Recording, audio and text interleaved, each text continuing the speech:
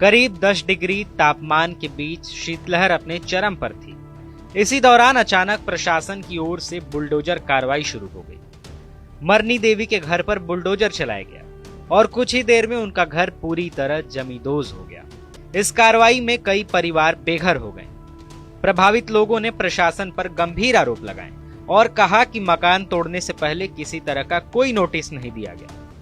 मरनी देवी ने बताया कि उनके पास रहने का कोई साधन नहीं बचा है। उन्होंने कहा कि वे बेहद गरीब हैं और अब उनके सामने सड़क पर रहने की नौबत आ गई है। उनका कहना था कि उन्हें कोई पूर्व सूचना नहीं दी गई।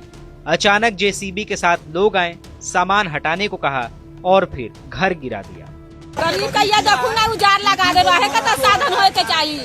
कहाँ जाएगा ठंडा में बच्चा बुच्ची लेके? तो एनओसी आप लोग को अति नहीं दिया गया था? नहीं, किछो ना मिला है। कागज पत्र परसों कहला का यही में 2.5 साल लगा दिया था। कब मतलब कितना परिवार में कितना लोग है आप लोग?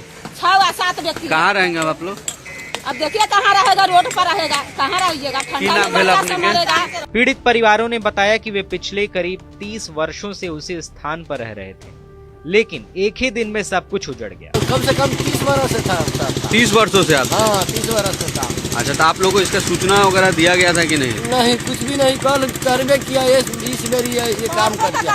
अच्छा, तो क्या आपका क्या कहना है? क्या कहना है कि कमरे से सरकार के मजदूरी चाहिए कि बसने के लिए जमीन उमीन चाहिए। अच्छा। तो बच्चे उच्चे 30 बच्चा लेकर कहाँ जाएंगे?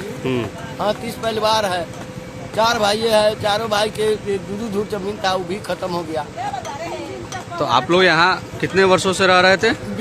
30 वर्ष से ऊपर से सर। आप लोग को नोटिस दिया गया था? नहीं, कोई नोटिस नहीं था। कोई नोटिस नहीं दिया? कोई नहीं था। क्यों?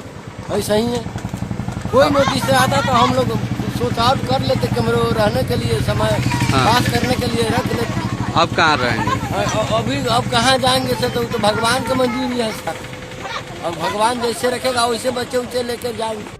ग्रामीण महिला काली देवी ने कहा कि ठंड के इस मौसम में वे अपने बाल बच्चों के साथ कहां जाएंगी, यह समझ में नहीं आ रहा है। उन्होंने बताया कि गरीबों के पास कुछ भी नहीं है और उन्हें बस बसने के लिए एक जमीन चाहिए।